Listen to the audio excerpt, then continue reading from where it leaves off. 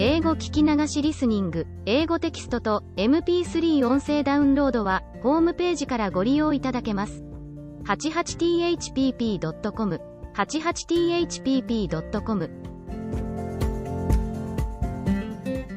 Alice's Adventures in Wonderland Part 1. Chapter 1. Down the Rabbit Hole.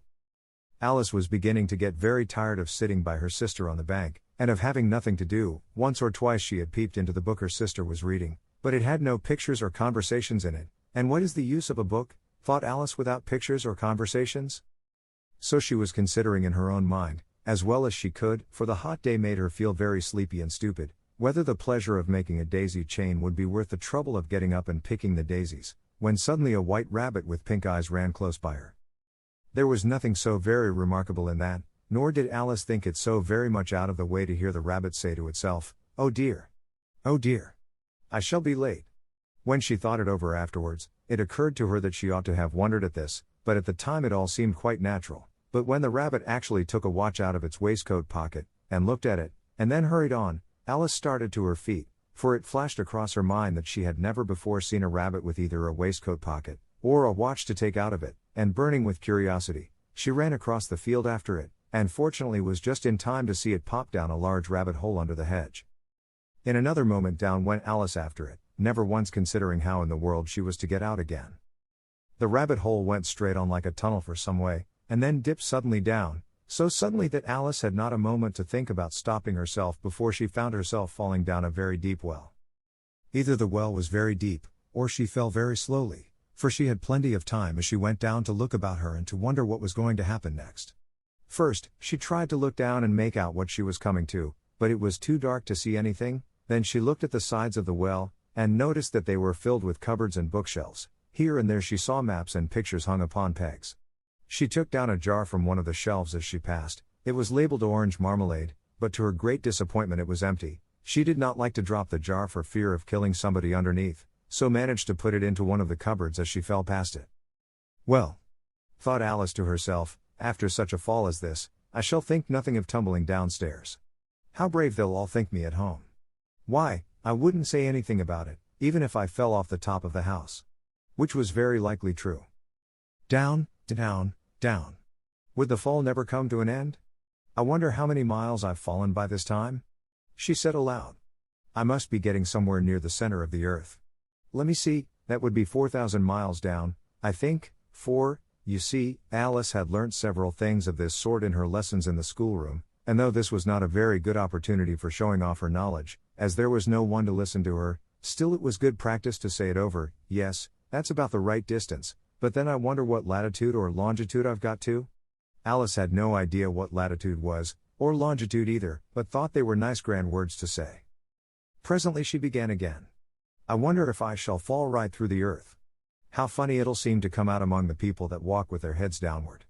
The antipathies, I think." She was rather glad there was no one listening, this time, as it didn't sound at all the right word, "but I shall have to ask them what the name of the country is, you know.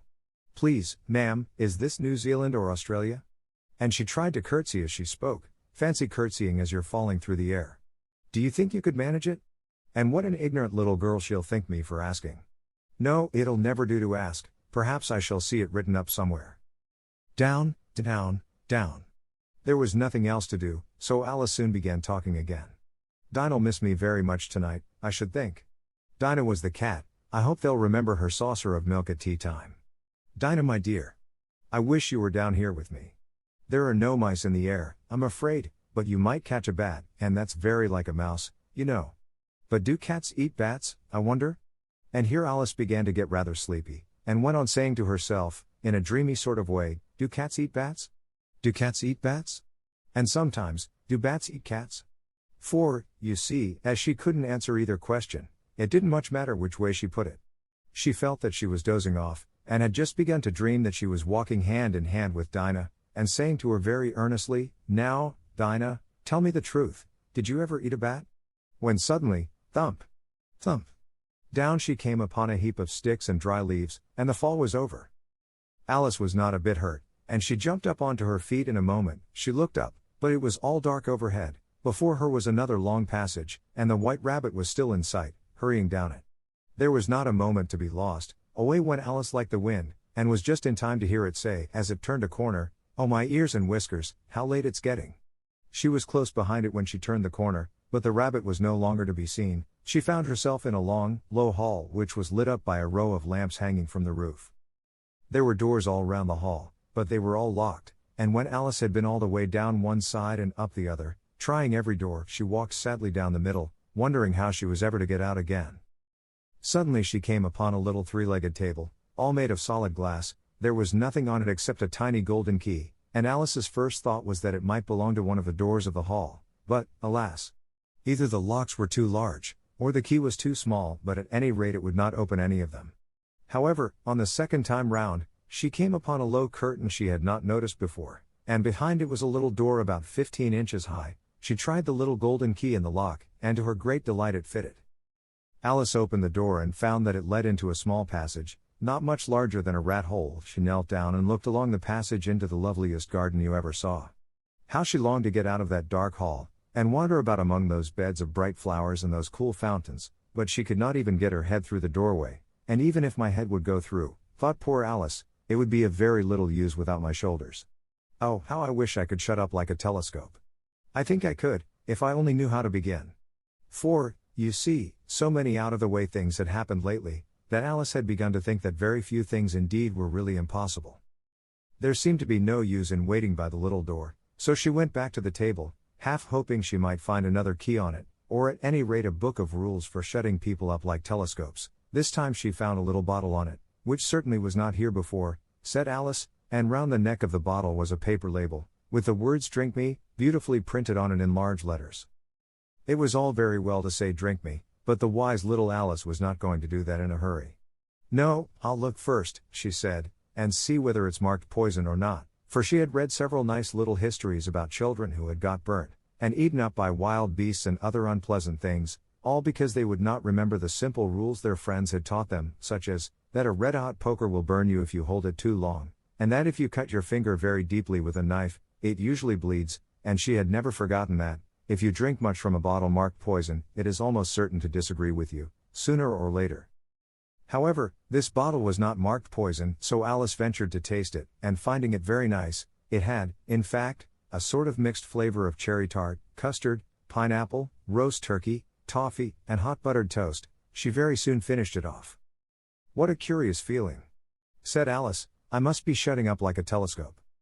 And so it was indeed. She was now only 10 inches high, and her face brightened up at the thought that she was now the right size for going through the little door into that lovely garden. First, however, she waited for a few minutes to see if she was going to shrink any further. She felt a little nervous about this, for it might end, "You know," said Alice to herself, "in my going out altogether, like a candle. I wonder what I should be like then?" And she tried to fancy what the flame of a candle is like after the candle is blown out, for she could not remember ever having seen such a thing. After a while, finding that nothing more happened, she decided on going into the garden at once, but, alas for poor Alice. When she got to the door, she found she had forgotten a little golden key, and when she went back to the table for it, she found she could not possibly reach it. She could see it quite plainly through the glass, and she tried her best to climb up one of the legs of the table, but it was too slippery, and when she had tired herself out with trying, the poor little thing sat down and cried. "Come, there's no use in crying like that," said Alice to herself, rather sharply. "I advise you to leave off this minute." She generally gave herself very good advice, though she very seldom followed it, and sometimes she scolded herself so severely as to bring tears into her eyes, and once she remembered trying to box her own ears for having cheated herself in a game of croquet she was playing against herself, for this curious child was very fond of pretending to be two people. "But it's no use now," thought poor Alice, "to pretend to be two people. Why, there's hardly enough of me left to make one respectable person." Soon her eye fell on a little glass box that was lying under the table. She opened it and found in it a very small cake, on which the words "Eat me" were beautifully marked in currants. "Well, I'll eat it," said Alice, "and if it makes me grow larger, I can reach the key, and if it makes me grow smaller, I can creep under the door, so either way I'll get into the garden, and I don't care which happens." She ate a little bit, and said anxiously to herself, "Which way? Which way?" holding her hand on the top of her head to feel which way it was growing, and she was quite surprised to find that she remained the same size. To be sure, this generally happens when one eats cake, but Alice had got so much into the way of expecting nothing but out-of-the-way things to happen, that it seemed quite dull and stupid for life to go on in the common way. So she set to work, and very soon finished off the cake. Chapter 2. The Pool of Tears. Curiouser and curiouser, cried Alice. She was so much surprised, that for the moment she quite forgot how to speak good English. Now I'm opening out like the largest telescope that ever was. Goodbye, feet. For when she looked down at her feet, they seemed to be almost out of sight, they were getting so far off. Oh, my poor little feet, I wonder who will put on your shoes and stockings for you now, dears? I'm sure I shan't be able. I shall be a great deal too far off to trouble myself about you. You must manage the best way you can, but I must be kind to them, thought Alice, or perhaps they won't walk the way I want to go. Let me see, I'll give them a new pair of boots every Christmas. And she went on planning to herself how she would manage it. They must go by the carrier, she thought, and how funny it'll seem, sending presents to one's own feet. And how odd the directions will look. Alice's right foot, Esquire, hearthrug, near the fender, with Alice's love. Oh dear, what nonsense I'm talking. Just then her head struck against the roof of the hall. In fact, she was now more than 9 feet high, and she at once took up the little golden key and hurried off to the garden door. Poor Alice! It was as much as she could do, lying down on one side, to look through into the garden with one eye, but to get through was more hopeless than ever. She sat down and began to cry again. You ought to be ashamed of yourself, said Alice, a great girl like you, she might well say this, to go on crying in this way. Stop this moment, I tell you. But she went on all the same, shedding gallons of tears, until there was a large pool all round her, about 4 inches deep and reaching half down the hall. After a time she heard a little pattering of feet in the distance, and she hastily dried her eyes to see what was coming. It was the White Rabbit returning, splendidly dressed, with a pair of white kid gloves in one hand and a large fan in the other. He came trotting along in a great hurry, muttering to himself as he came, "Oh, the Duchess, the Duchess. Oh, won't she be savage if I've kept her waiting?" Alice felt so desperate that she was ready to ask help of any one, so when the rabbit came near her, she began, in a low, timid voice, "If you please, sir." The rabbit started violently, dropped the white kid gloves and the fan, and scurried away into the darkness as hard as he could go. Alice took up the fan and gloves, and, as the hall was very hot, she kept fanning herself all the time she went on talking. Dear, dear. How queer everything is today. And yesterday things went on just as usual. I wonder if I've been changed in the night. Let me think, was I the same when I got up this morning? I almost think I can remember feeling a little different. But if I'm not the same, the next question is, who in the world am I? Ah, that's the great puzzle. And she began thinking over all the children she knew that were of the same age as herself, to see if she could have been changed for any of them. I'm sure I'm not Ada, she said, for her hair goes in such long ringlets, and mine doesn't go in ringlets at all, and I'm sure I can't be Mabel, for I know all sorts of things, and she knows such a very little. Besides, she's she, and I'm I, and, oh dear, how puzzling it all is. I'll try if I know all the things I used to know. Let me see, 4 times 5 is 12, and 4 times 6 is 13, and 4 times 7 is, oh dear. I shall never get to 20 at that rate. However, the multiplication table doesn't signify, let's try geography. London is the capital of Paris, and Paris is the capital of Rome, and Rome, no, that's all wrong, I'm certain. I must have been changed for Mabel. I'll try and say how doth the little, and she crossed her hands on her lap as if she were saying lessons, and began to repeat it, but her voice sounded hoarse and strange, and the words did not come the same as they used to do. How doth the little crocodile improve his shining tail, and pour the waters of the Nile on every golden scale? How cheerfully he seems to grin, how neatly spread his claws, and welcome little fishes in, with gently smiling jaws. I'm sure those are not the right words, said poor Alice, and her eyes filled with tears again as she went on. I must be Mabel after all, and I shall have to go and live in that poky little house, and have next to no toys to play with, and oh, ever so many lessons to learn. No, I've made up my mind about it. If I'm Mabel, I'll stay down here. It'll be no use their putting their heads down and saying come up again, dear. I shall only look up and say who am I then? Tell me that first, and then, if I like being that person, I'll come up, if not, I'll stay down here till I'm somebody else. But, oh dear, cried Alice, with a sudden burst of tears, I do wish they would put their heads down. I am so very tired of being all alone here. As she said this she looked down at her hands, and was surprised to see that she had put on one of the rabbit's little white kid gloves while she was talking. How could I have done that? She thought. I must be growing small again. She got up and went to the table to measure herself by it, and found that, as nearly as she could guess, she was now about 2 feet high, and was going on shrinking rapidly. She soon found out that the cause of this was the fan she was holding, and she dropped it hastily, just in time to avoid shrinking away altogether. "That was a narrow escape," said Alice, a good deal frightened at the sudden change, but very glad to find herself still in existence. "And now for the garden." And she ran with all speed back to the little door, but, alas! The little door was shut again, and the little golden key was lying on the glass table as before. "And things are worse than ever," thought the poor child, "for I never was so small as this before, never. And I declare it's too bad, that it is." As she said these words her foot slipped, and in another moment, splash! She was up to her chin in salt water. Her first idea was that she had somehow fallen into the sea, and in that case I can go back by railway, she said to herself. Alice had been to the seaside once in her life, and had come to the general conclusion, that wherever you go to on the English coast you find a number of bathing machines in the sea, some children digging in the sand with wooden spades, then a row of lodging houses, and behind them a railway station. However, she soon made out that she was in the pool of tears which she had wept when she was 9 feet high. "I wish I hadn't cried so much," said Alice, as she swam about, trying to find her way out. "I shall be punished for it now, I suppose, by being drowned in my own tears. That will be a queer thing, to be sure. However, everything is queer today." Just then she heard something splashing about in the pool a little way off, and she swam nearer to make out what it was. At first she thought it must be a walrus or hippopotamus, but then she remembered how small she was now, and she soon made out that it was only a mouse that had slipped in like herself. "Would it be of any use, now," thought Alice, "to speak to this mouse? Everything is so out of the way down here, that I should think very likely it can talk. At any rate, there's no harm in trying." So she began, "Oh mouse, do you know the way out of this pool? I am very tired of swimming about here, oh mouse." Alice thought this must be the right way of speaking to a mouse. She had never done such a thing before, but she remembered having seen in her brother's Latin grammar, "a mouse, of a mouse, to a mouse, oh mouse." The mouse looked at her rather inquisitively, and seemed to her to wink with one of its little eyes, but it said nothing. "Perhaps it doesn't understand English," thought Alice. "I dare say it's a French mouse, come over with William the Conqueror." For, with all her knowledge of history, Alice had no very clear notion how long ago anything had happened, so she began again, "Où est ma chat?" which was the first sentence in her French lesson book. The mouse gave a sudden leap out of the water, and seemed to quiver all over with fright. "Oh, I beg your pardon," cried Alice hastily, afraid that she had hurt the poor animal's feelings.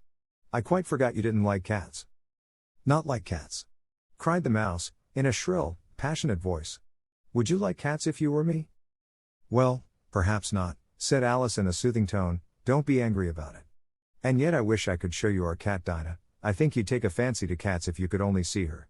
She is such a dear quiet thing," Alice went on, half to herself, as she swam lazily about in the pool, "and she sits purring so nicely by the fire, licking her paws and washing her face, and she is such a nice soft thing to nurse, and she's such a capital one for catching mice." "Oh, I beg your pardon," cried Alice again, for this time the mouse was bristling all over, and she felt certain it must be really offended. "We won't talk about her any more if you'd rather not." "We indeed," cried the mouse, who was trembling down to the end of his tail. "As if I would talk on such a subject. Our family always hated cats, nasty, low, vulgar things. Don't let me hear the name again." "I won't indeed," said Alice, in a great hurry to change the subject of conversation. Are you fond of dogs?" The mouse did not answer, so Alice went on eagerly, "There is such a nice little dog near our house I should like to show you. A little bright-eyed terrier, you know, with, oh, such long curly brown hair. And it'll fetch things when you throw them, and it'll sit up and beg for its dinner, and all sorts of things, I can't remember half of them, and it belongs to a farmer, you know, and he says it's so useful, it's worth £100. He says it kills all the rats and, oh dear," cried Alice in a sorrowful tone, "I'm afraid I've offended it again." For the mouse was swimming away from her as hard as it could go, and making quite a commotion in the pool as it went. So she called softly after it, "Mouse dear, do come back again, and we won't talk about cats or dogs either, if you don't like them." When the mouse heard this, it turned round and swam slowly back to her. Its face was quite pale, with passion, Alice thought, and it said in a low trembling voice, "Let us get to the shore, and then I'll tell you my history, and you'll understand why it is I hate cats and dogs." It was high time to go, for the pool was getting quite crowded with the birds and animals that had fallen into it, There were a duck and a dodo, a lory and an eaglet, and several other curious creatures. Alice led the way, and the whole party swam to the shore. Chapter 3. A caucus race and a longtail. They were indeed a queer-looking party that assembled on the bank, the birds with draggled feathers, the animals with their fur clinging close to them, and all dripping wet, cross, and uncomfortable. The first question of course was, how to get dry again. They had a consultation about this, and after a few minutes it seemed quite natural to Alice to find herself talking familiarly with them, as if she had known them all her life. Indeed, she had quite a long argument with the lory, who at last turned sulky, and would only say, "I am older than you, and must know better," and this Alice would not allow without knowing how old it was, and, as the lory positively refused to tell its age, there was no more to be said. At last the mouse, who seemed to be a person of authority among them, called out, "Sit down, all of you, and listen to me. I'll soon make you dry enough." They all sat down at once, in a large ring, with the mouse in the middle. Alice kept her eyes anxiously fixed on it, for she felt sure she would catch a bad cold if she did not get dry very soon. "Ahem," said the mouse with an important air, "are you all ready? This is the driest thing I know. Silence all round, if you please." William the Conqueror, whose cause was favored by the Pope, was soon submitted to by the English, who wanted leaders, and had been of late much accustomed to usurpation and conquest. Edwin and Morcar, the Earls of Mercia and Northumbria. "Ugh," said the lory, with a shiver. "I beg your pardon," said the mouse, frowning, but very politely. "Did you speak?" "Not I," said the lory hastily. "I thought you did," said the mouse. "I proceed. Edwin and Morcar, the Earls of Mercia and Northumbria, declared for him, and even Stigand, the patriotic Archbishop of Canterbury, found it advisable." "Found what?" said the duck. "Found it," the mouse replied rather crossly. "Of course you know what it means." "I know what it means well enough. When I find a thing," said the duck, "it's generally a frog or a worm. The question is, what did the Archbishop find?" The mouse did not notice this question, but hurriedly went on, "Found it advisable to go with Edgar Atheling to meet William and offer him the crown. William's conduct at first was moderate. But the insolence of his Normans, how are you getting on now, my dear?" it continued, turning to Alice as it spoke. "As wet as ever," said Alice in a melancholy tone. "It doesn't seem to dry me at all." "In that case," said the dodo solemnly, rising to its feet, "I move that the meeting adjourn, for the immediate adoption of more energetic remedies." "Speak English," said the eaglet. "I don't know the meaning of half those long words, and, what's more, I don't believe you do either." And the eaglet bent down its head to hide a smile. Some of the other birds tittered audibly. "What I was going to say," said the dodo in an offended tone, "was, that the best thing to get us dry would be a caucus race." "What is a caucus race?" said Alice, not that she wanted much to know, but the dodo had paused as if it thought that somebody ought to speak, and no one else seemed inclined to say anything. "Why," said the dodo, "the best way to explain it is to do it. And, as you might like to try the thing yourself, some winter day, I will tell you how the dodo managed it. First it marked out a racecourse, in a sort of circle, the exact shape doesn't matter, it said, and then all the party were placed along the course, here and there. There was no 1, 2, 3, and away, but they began running when they liked, and left off when they liked, so that it was not easy to know when the race was over. However, when they had been running half an hour or so, and were quite dry again, the dodo suddenly called out, 'The race is over.' And they all crowded round it, panting, and asking, 'But who has won?' This question the dodo could not answer without a great deal of thought, and it sat for a long time with one finger pressed upon its forehead, the position in which you usually see Shakespeare, in the pictures of him, while the rest waited in silence. At last the dodo said, 'Everybody has won, and all must have prizes.' 'But who is to give the prizes?' quite a chorus of voices asked. 'Why, she, of course,' said the dodo, pointing to Alice with one finger, and the whole party at once crowded round her, calling out in a confused way, 'Prizes! Prizes!' Alice had no idea what to do, and in despair she put her hand in her pocket, and pulled out a box of comfits. Luckily the salt water had not got into it, and handed them round as prizes. There was exactly 1 apiece, all round. 'But she must have a prize herself, you know,' said the mouse. 'Of course,' the dodo replied very gravely. 'What else have you got in your pocket?' he went on, turning to Alice. 'Only a thimble,' said Alice sadly. 'Hand it over here,' said the dodo. Then they all crowded round her once more, while the dodo solemnly presented the thimble, saying, 'We beg your acceptance of this elegant thimble,' and, when it had finished this short speech, they all cheered. Alice thought the whole thing very absurd, but they all looked so grave that she did not dare to laugh, and, as she could not think of anything to say, she simply bowed, and took the thimble, looking as solemn as she could. The next thing was to eat the comfits. This caused some noise and confusion, as the large birds complained that they could not taste theirs, and the small ones choked and had to be patted on the back. However, it was over at last, and they sat down again in a ring, and begged the mouse to tell them something more. "You promised to tell me your history, you know," said Alice, "and why it is you hate C&D, she added in a whisper, half afraid that it would be offended again. "Mine is a long and a sad tale," said the mouse, turning to Alice, and sighing. "It is a long tale, certainly," said Alice, looking down with wonder at the mouse's tail, "but why do you call it sad?" And she kept on puzzling about it while the mouse was speaking, so that her idea of the tale was something like this. Fury said to a mouse, that he met in the house, "Let us both go to law, I will prosecute you. Come, I'll take no denial, we must have a trial, for really this morning I've nothing to do." Said the mouse to the cur, "Such a trial, dear sir, with no jury or judge, would be wasting our breath." "I'll be judge, I'll be jury," said cunning old Fury, "I'll try the whole cause, and condemn you to death." "You are not attending," said the mouse to Alice severely. "What are you thinking of?" "I beg your pardon," said Alice very humbly, "you had got to the fifth bend, I think?" "I had not," cried the mouse, sharply and very angrily. "A nut," said Alice, always ready to make herself useful, and looking anxiously about her. "Oh, do let me help to undo it." "I shall do nothing of the sort," said the mouse, getting up and walking away. "You insult me by talking such nonsense." "I didn't mean it," pleaded poor Alice. "But you're so easily offended, you know." The mouse only growled in reply. "Please come back and finish your story," Alice called after it, and the others all joined in chorus, "Yes, please do." But the mouse only shook its head impatiently, and walked a little quicker.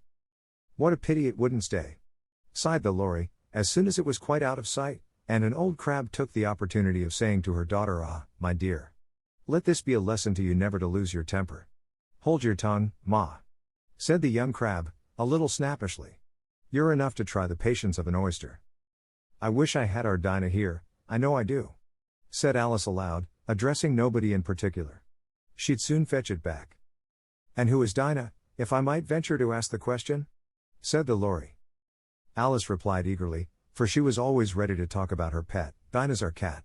And she's such a capital one for catching mice you can't think. And oh, I wish you could see her after the birds. Why, she'll eat a little bird as soon as look at it." This speech caused a remarkable sensation among the party. Some of the birds hurried off at once. One old magpie began wrapping itself up very carefully, remarking, "I really must be getting home, the night air doesn't suit my throat." And a canary called out in a trembling voice to its children, "Come away, my dears. It's high time you were all in bed." On various pretexts they all moved off, and Alice was soon left alone. "I wish I hadn't mentioned Dinah," she said to herself in a melancholy tone. "Nobody seems to like her, down here, and I'm sure she's the best cat in the world. Oh, my dear Dinah! I wonder if I shall ever see you any more." And here poor Alice began to cry again, for she felt very lonely and low-spirited. In a little while, however, she again heard a little pattering of footsteps in the distance, and she looked up eagerly, half hoping that the mouse had changed his mind, and was coming back to finish his story. Chapter 4. The Rabbit Sends in a Little Bill. It was the White Rabbit, trotting slowly back again, and looking anxiously about as it went, as if it had lost something, and she heard it muttering to itself, "The Duchess. The Duchess. Oh my dear paws. Oh my fur and whiskers. She'll get me executed, as sure as ferrets are ferrets. Where can I have dropped them, I wonder?" Alice guessed in a moment that it was looking for the fan and the pair of white kid gloves, and she very good-naturedly began hunting about for them, but they were nowhere to be seen. Everything seemed to have changed since her swim in the pool, and the great hall, with the glass table and the little door, had vanished completely. Very soon the rabbit noticed Alice, as she went hunting about, and called out to her in an angry tone, "Why, Mary Ann, what are you doing out here? Run home this moment, and fetch me a pair of gloves and a fan. Quick, now!" And Alice was so much frightened that she ran off at once in the direction it pointed to, without trying to explain the mistake it had made. "He took me for his housemaid," she said to herself as she ran. "How surprised he'll be when he finds out who I am. But I'd better take him his fan and gloves, that is, if I can find them." As she said this, she came upon a neat little house, on the door of which was a bright brass plate with the name W. Rabbit engraved upon it, She went in without knocking, and hurried upstairs, in great fear lest she should meet the real Marianne, and be turned out of the house before she had found the fan and gloves. How queer it seems, Alice said to herself, to be going messages for a rabbit. I suppose Dinah'll be sending me on messages next. And she began fancying the sort of thing that would happen. Miss Alice. Come here directly, and get ready for your walk. Coming in a minute, nurse. But I've got to see that the mouse doesn't get out. Only I don't think, Alice went on, that they'd let Dinah stop in the house if it began ordering people about like that. By this time she had found her way into a tidy little room with a table in the window, and on it, as she had hoped, a fan and 2 or 3 pairs of tiny white kid gloves. She took up the fan and a pair of the gloves, and was just going to leave the room, when her eye fell upon a little bottle that stood near the looking-glass. There was no label this time with the words "Drink me," but nevertheless she uncorked it and put it to her lips. I know something interesting is sure to happen, she said to herself, whenever I eat or drink anything, so I'll just see what this bottle does. I do hope it'll make me grow large again, for really I'm quite tired of being such a tiny little thing. It did so indeed, and much sooner than she had expected. Before she had drunk half the bottle, she found her head pressing against the ceiling, and had to stoop to save her neck from being broken. She hastily put down the bottle, saying to herself, that's quite enough, I hope I shan't grow any more, as it is, I can't get out at the door, I do wish I hadn't drunk quite so much. Alas! It was too late to wish that. She went on growing, and very soon had to kneel down on the floor. In another minute there was not even room for this, and she tried the effect of lying down with one elbow against the door, and the other arm curled round her head. Still she went on growing, and, as a last resource, she put one arm out of the window, and one foot up the chimney, and said to herself, now I can do no more, whatever happens. What will become of me? Luckily for Alice, the little magic bottle had now had its full effect, and she grew no larger. Still it was very uncomfortable, and, as there seemed to be no sort of chance of her ever getting out of the room again, no wonder she felt unhappy. It was much pleasanter at home, thought poor Alice, when one wasn't always growing larger and smaller, and being ordered about by mice and rabbits. I almost wish I hadn't gone down that rabbit hole, and yet, it's rather curious, you know, this sort of life. I do wonder what can have happened to me. When I used to read fairy tales, I fancied that kind of thing never happened. And now here I am in the middle of one. There ought to be a book written about me, that there ought. And when I grow up, I'll write one, but I'm grown up now, she added in a sorrowful tone. At least there's no room to grow up any more here. But then, thought Alice, shall I never get any older than I am now? That'll be a comfort, one way, never to be an old woman, but then, always to have lessons to learn. Oh, I shouldn't like that. Oh, you foolish Alice. She answered herself. How can you learn lessons in here? Why, there's hardly room for you, and no room at all for any lesson books. And so she went on, taking first one side and then the other, and making quite a conversation of it altogether, but after a few minutes she heard a voice outside, and stopped to listen. Marianne. Marianne. Said the voice. Fetch me my gloves this moment. Then came a little pattering of feet on the stairs. Alice knew it was the rabbit coming to look for her, and she trembled till she shook the house, quite forgetting that she was now about 1,000 times as large as the rabbit, and had no reason to be afraid of it. Presently the rabbit came up to the door, and tried to open it, but, as the door opened inwards, and Alice's elbow was pressed hard against it, that attempt proved a failure.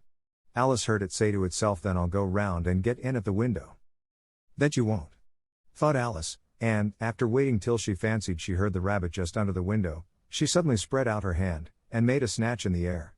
She did not get hold of anything, but she heard a little shriek and a fall, and a crash of broken glass, from which she concluded that it was just possible it had fallen into a cucumber frame, or something of the sort. Next came an angry voice, the rabbit's, Pat. Pat. Where are you? And then a voice she had never heard before, sure then I'm here. Digging for apples, Your Honor. Digging for apples, indeed. Said the rabbit angrily. Here. Come and help me out of this. Sounds of more broken glass. Now tell me, Pat, what's that in the window? Sure, it's an arm, Your Honor. He pronounced it arum. An arm, you goose. Whoever saw one that size? Why, it fills the whole window. Sure, it does, Your Honor, but it's an arm for all that. Well, it's got no business there, at any rate, go and take it away. There was a long silence after this, and Alice could only hear whispers now and then, such as, sure, I don't like it, Your Honor, at all. Do as I tell you, you coward. And at last she spread out her hand again, and made another snatch in the air. This time there were 2 little shrieks, and more sounds of broken glass. What a number of cucumber frames there must be, thought Alice. I wonder what they'll do next. As for pulling me out of the window, I only wish they could. I'm sure I don't want to stay in here any longer. She waited for some time without hearing anything more. At last came a rumbling of little cartwheels, and the sound of a good many voices all talking together. She made out the words, "Where's the other ladder? Why, I hadn't to bring but one. Bill's got the other, Bill. Fetch it here, lad. Here, put 'em up at this corner. No, tie 'em together first. They don't reach half high enough yet. Oh, they'll do well enough. Don't be particular. Here, Bill. Catch hold of this rope. Will the roof bear? Mind that loose slate. Oh, it's coming down. Heads below." A loud crash. Now, who did that? It was Bill, I fancy. Who's to go down the chimney? Nay, I shan't. You do it. That I won't, then. Bill's to go down. Here, Bill. The master says you're to go down the chimney. Oh. So Bill's got to come down the chimney, has he? Said Alice to herself. Shy, they seem to put everything upon Bill. I wouldn't be in Bill's place for a good deal. This fireplace is narrow, to be sure, but I think I can kick a little. She drew her foot as far down the chimney as she could, and waited till she heard a little animal, she couldn't guess of what sort it was, scratching and scrambling about in the chimney close above her. Then, saying to herself, "This is Bill," she gave one sharp kick, and waited to see what would happen next. The first thing she heard was a general chorus of "There goes Bill." Then the rabbit's voice along, "Catch him, you by the hedge." Then silence, and then another confusion of voices, "Hold up his head, brandy now, don't choke him, how was it, old fellow? What happened to you? Tell us all about it." Last came a little feeble, squeaking voice, "That's Bill," thought Alice. "Well, I hardly know, no more, thank ye, I'm better now, but I'm a deal too flustered to tell you. All I know is, something comes at me like a jack-in-the-box, and up I goes like a skyrocket." "So you did, old fellow," said the others. "We must burn the house down," said the rabbit's voice, and Alice called out as loud as she could, "If you do, I'll set dynamite you." There was a dead silence instantly, and Alice thought to herself, "I wonder what they will do next. If they had any sense, they'd take the roof off." After a minute or two, they began moving about again, and Alice heard the rabbit say, "A barrowful will do, to begin with." A barrowful of what? Thought Alice, but she had not long to doubt, for the next moment a shower of little pebbles came rattling in at the window, and some of them hit her in the face. "I'll put a stop to this," she said to herself, and shouted out, "You'd better not do that again." Which produced another dead silence. Alice noticed with some surprise that the pebbles were all turning into little cakes as they lay on the floor, and a bright idea came into her head. "If I eat one of these cakes," she thought, "it's sure to make some change in my size, and as it can't possibly make me larger, it must make me smaller, I suppose." So she swallowed one of the cakes, and was delighted to find that she began shrinking directly. As soon as she was small enough to get through the door, she ran out of the house, and found quite a crowd of little animals and birds waiting outside. The poor little lizard, Bill, was in the middle, being held up by 2 guinea pigs, who were giving it something out of a bottle. They all made a rush at Alice the moment she appeared, but she ran off as hard as she could, and soon found herself safe in a thick wood. "The first thing I've got to do," said Alice to herself, as she wandered about in the wood, "is to grow to my right size again, and the second thing is to find my way into that lovely garden. I think that will be the best plan." It sounded an excellent plan, no doubt, and very neatly and simply arranged. The only difficulty was, that she had not the smallest idea how to set about it, and while she was peering about anxiously among the trees, a little sharp bark just over her head made her look up in a great hurry. An enormous puppy was looking down at her with large round eyes, and feebly stretching out one paw, trying to touch her. "Poor little thing," said Alice, in a coaxing tone, and she tried hard to whistle to it, but she was terribly frightened all the time at the thought that it might be hungry, in which case it would be very likely to eat her up in spite of all her coaxing. Hardly knowing what she did, she picked up a little bit of stick and held it out to the puppy, whereupon the puppy jumped into the air off all its feet at once, with a yelp of delight, and rushed at the stick and made believe to worry it. Then Alice dodged behind a great thistle, to keep herself from being run over, and the moment she appeared on the other side, the puppy made another rush at the stick, and tumbled head over heels in its hurry to get hold of it. Then Alice, thinking it was very like having a game of play with a cart horse, and expecting every moment to be trampled under its feet, ran round the thistle again. Then the puppy began a series of short charges at the stick, running a very little way forwards each time and a long way back, and barking hoarsely all the while, till at last it sat down a good way off, panting, with its tongue hanging out of its mouth, and its great eyes half shut.